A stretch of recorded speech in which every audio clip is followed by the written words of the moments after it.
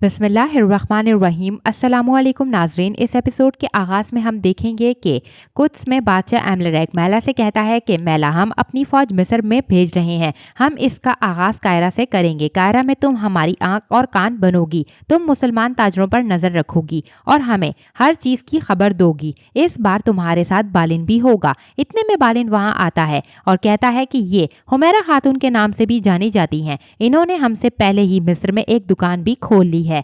दूसरी जानिब हम देखते हैं कि शमसा सलाउद्दीन से कहती है कि मुझे अपनी माँ के बारे में निशानात मिले हैं, लेकिन मुझे आगे जाने के लिए आपकी मदद की ज़रूरत है। इस पर सलाउद्दीन कहते हैं मैं तुम्हारी मदद करूँगा। वहीं पर शेर को शमसा और सलाउद्दीन को देखकर गुस्से में महदूद से पूछते हैं कि ये खातून यहाँ पर क्या कर रही है। तो महदूद कहता है क्या ये वो खातून नहीं जो बागरास में थी? मैं नहीं जानता कि ये किस बाग का गुलाब है, लेकिन अमीर सलाउद्दीन के साथ ये बहुत अच्छी लगती है। तो ये सुनकर शेर को कहते हैं खातून ईसाई है मलिक महदूद, ये अमीर के साथ कैसे अच्छी लग सकती है? वहीं उमर मल्ला भी शमसा की जानिब बढ़ते हुए कहते हैं या रब, वो किस कदर उसके जैसी लगती है। और इतने में उमर मल्ला शमसा के पास आकर उसे देखने लगते हैं। तो सलाउद्दीन उन्हें देखकर कहते हैं कि मैं आपको शमसा से मिलवाता हूँ। तो उमर मल्ला कहते हैं कि मैं इसे जानता हूँ और ये भी जानता हूँ कि ये क्या ढूंढ रही है। तो शमसा हैरानगी से उमर मल्ला को देखने लगती है। वहीं हम लॉर्ड गाय और चातलियों को देखते हैं जो कि आपस में बातें कर रहे थे। इसी दौरान लॉर्ड गाय चातलियों से कहता है कि गंदम की मुमकिना कमी जो हमने गजा में शुरू किया है उसे कुद्स में ख़त्म करने में हमारी मदद करेगी। तो चातलियों कहता है हमने जो खून बहाना शुरू किया है,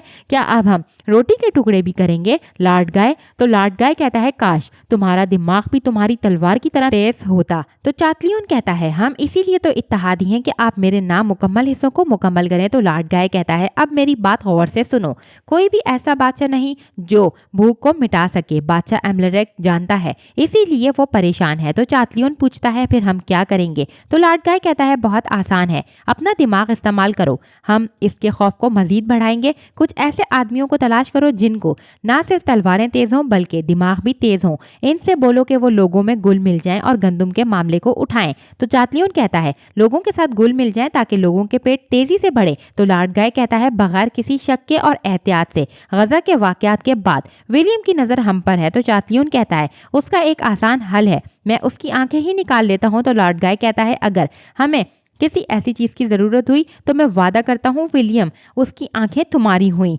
लेकिन अभी हमें उन आंखों की जरूरत है। दूसरी जानिब विलियम और बादशाह एमलेक बाजार से गुजर रहे होते हैं और बाल्डोन बच्चों को देखकर कहता है कि वो बच्चे मुझे इस तरह से देख रहे हैं जैसे मैं उनका दुश्मन हूँ। तो विलियम कहता है आप उनके दुश्मन नहीं बल्कि आप शहजादे हैं और शहजादे अक्सर नहीं दिखा करते, इसीलिए बच्चे आपको ऐसे देख रहे हैं। तो बाल्डोन बच्चों की हालत देखकर पूछता है इन्हें सर्दी नहीं लगती? मैं इनके साथ अपने कपड़े बांट सकता हूँ। तो एमलेक कहता है फिक्र मत करो, हम अपनी हर चीज इनके साथ बांटते हैं। तो बाल्डोन पूछता है बाबा ये इतने गरीब क्यों हैं? इस पर एमलेक के पास इस बात का कोई जवाब नहीं होता और वो तेजी से एक दुकान पर ताजिर के पास आकर कहता है तुम्हारी दुकान को ज्यादा भरा होना चाहिए था। तो जादिर कहता है आप जानते हैं मिस्र में क्या हुआ है, काफी वक्त से सामान की आमदोरफ्त बंद है, जबकि मैं दूर दराज से ही लाया था गंदम और उनको कीड़ा लग चुका है। तो एमलेक कहता है तुम कौन सी गंदम बेच रहे हो? तो ताजिर कहता है मेरे पास अंताकिया की गंदम है, ये भी बहुत कम रह गई है। ये सुनकर एमलेक सोचने लगता है जब अंताकिया की गंदम के बारे में बादशाह को सुल्तान ने कहा था कि तुम्हें और तुम्हारे मुशीर को अच्छी तरीके से मालूम है कि अंताकिया में तुम्हारे दादा भूख की वजह से ही मरे थे। ये सोचने के बाद बादशाह एमलेक काफी परेशान हो जाता है। तो ताजिर उसे देखकर कहता है मैंने कुछ गलत बोला? तो एमलेक कहता है नहीं। ये देखकर विलियम कहता है पुरसकून हो जाओ, जल्द ही मिस्र से बड़ी तादाद में सामान की नकलो हरकत शुरू हो जाएगी। फिर एमलेक आगे बढ़ते हुए विलियम से कहता है मुझे उम्मीद है तुम मेरे लोगों के सामने मुझे मायूस नहीं करोगे। इसी के साथ हम दूसरी जानिब देखते हैं जहां पर शमसा सलाउद्दीन और उमर मल्ला के साथ कब्रों की जानिब बढ़ रही थी और पूछती है कि मेरी माँ को आप कैसे जानते हैं? तो उमर मल्ला कहते हैं कि यतीम खाने से और कालू बेला से। तो शमसा पूछती है कालू बेला क्या है? तो सलाउद्दीन कहते कहते हैं इसका मतलब है वो उन्हें काफ़ी अरसे से जानते हैं। वहीं पर एक कब्र के पास जाबिर भी खड़ा होता है और उसे देखकर शम्सा कहती है ये तो वही है जिसने मेरी माँ का घर ढूंढने में मेरी मदद की। तो उमर मल्ला कहते हैं हाँ, यहाँ पर ये एक वजह से है। तो शम्सा पूछती है क्या वजह है? तो उमर मल्ला कहते हैं जाबिर की यही तो अलामत है कि ये जिस शख्स का चेहरा एक बार देख लेता है उसकी जगह को और घर को जानता है, इस दुनिया में भी और दूसरी दुनिया में भी। ये सुनकर सलाहुद्दीन भी परेशान हो जाते हैं। वहीं पर उमर मल्ला कहते हैं कि जाबिर अभी तुम्हारी माँ के पास खड़ा है। ये सुनकर शम्सा रोने लगती है और कहती है क्या मेरी माँ मर गई है? तो उमर मल्ला कहते हैं हाँ। इस पर शम्सा आगे बढ़ते हुए उनकी कब्र के पास जाती है और पूछती है क्या ये इनकी कब्र है? क्या ये मेरी माँ की कब्र है? क्या मेरी माँ मुसलमान थी? तो जाबिर कहता है हाँ, वो गाना गाने वाली माँ मजहबी खातून थी, लोरी सुनाने वाली माँ जाबिर इनका हमसाया था, वो मजहबी खातून थी। ये सुनकर शम्सा रोने लगती है। तो उमर मल्ला कहते हैं सभी लोग अल्लाह के दोस्त बनना चाहते हैं और वो इसके लिए कोशिश करते हैं और उन्हें अल्लाह ने अपना दोस्त बनाने के लिए चुना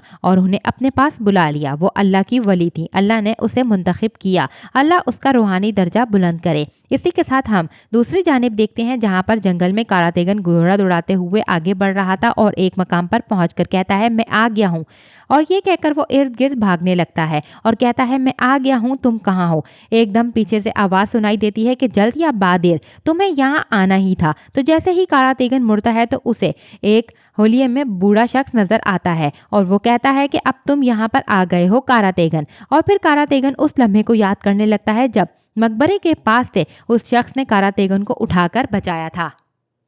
वहीं हम दूसरी जानिब शम्सा को देखते हैं जो कि रोते हुए गलियों से भाग रही होती है और सलाहुद्दीन उसके पीछे आवाज़ें देकर उसे रोक रहे थे, मगर शम्सा नहीं रुकती और इस वक्त को याद करने लगती है जब उमर मल्ला ने उसे उसकी माँ के बारे में बताया और कहा कि अनातोलिया में तुम्हारा ख़ानदान एक जालिम गुलामों के हत्थे चढ़ गया था। इस वक्त तुम बच्ची थी, तुम्हारे बाबा का रास्ते में इंतकाल हो गया। शाम से गुलामों के ताजिर का साथी तुम्हारी माँ से शादी करने के लिए उसे मजबूर करने लगा और वो तुम्हारी माँ को अपने साथ ले गया। तुम्हारी उम्र कुछ बड़ी हुई तो उसने तुम्हें बेचने के लिए एक गिरजा घर में छोड़ दिया और बाकी उसके आगे तुम सभी जानती हो। तो शम्सा कहती है कि ये कैसा ख्वाब है, ख्वाह ये किस किस्म का इख्तिताम है खुदा।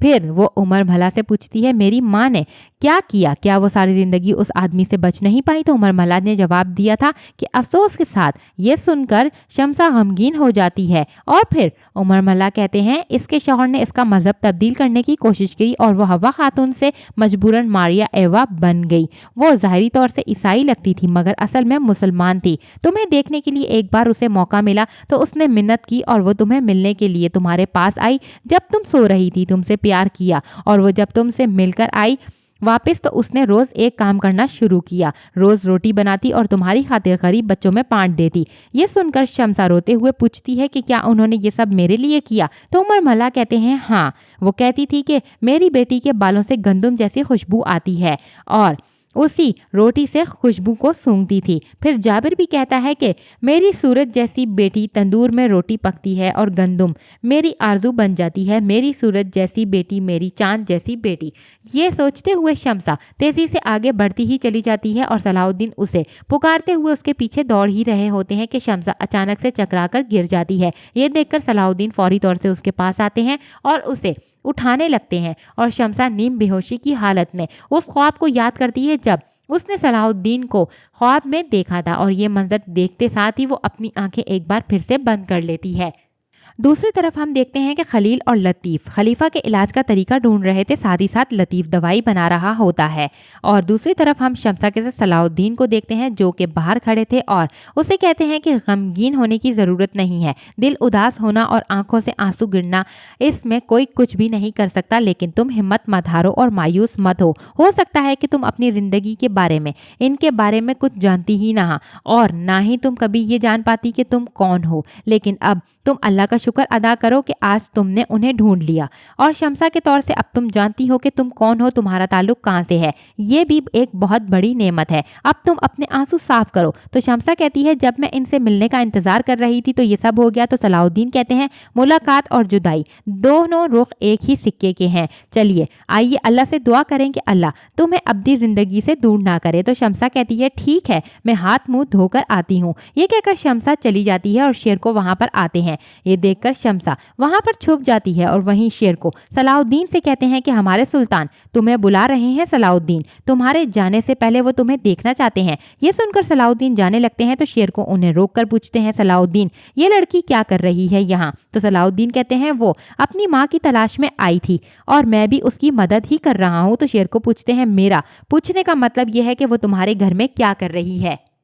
इस पर सलाउद्दीन कहते हैं वो हमारी मेहमान है और आज उसने अपनी माँ की मौत का इल्म हुआ है, उसने कायरा में भी हमारी बहुत मदद की, मैं उसकी इमदाद को नज़रअंदाज नहीं कर सकता। तो शेर को कहते हैं तुम इस मामले में क्यों दिलचस्पी ले रहे हो? क्या कोई और नहीं है? काजी फाजिल भी है, वो भी ढूंढ सकता था, इमाद को कह देते, वो लड़की तुमसे दूर क्यों नहीं जाती? तो सलाउद्दीन पूछते हैं, चाचा आप ये बात कर रहे हैं, ये बातें करने की ये जगह नहीं है, मैं आपको सब कुछ बता चुका हूँ, अब बाकी किस्मत है। तो शेर को कहते हैं जी हाँ सब कुछ किस्मत ही है, इसकी माँ और इस जैसे मसाइल सब एक ड्रामा है, वो लड़की यहाँ तुम्हारे लिए ही है, क्या तुम ये नहीं समझ रहे? तो सलाउद्दीन कहते हैं इस पर हम बाद में बात करेंगे। तो शेर को कहते हैं नहीं किसी और वक्त नहीं, अच्छी और अभी ही ये बात होगी। देखो मैंने आज तक किसी चीज़ के लिए तुम्हें नहीं रोका और मैं आज तक हर चीज़ के लिए खामोश रहा, लेकिन अब बहुत हो चुका है, हर चीज़ का एक वक्त होता है। वो लड़की एक ईसाई है और इसके अलावा गाना गाने वाली, क्या तुम अपने बच्चों की परवरिश इस तरह की औरत से करवाने के लिए राजी होगे? मुझे जवाब दो,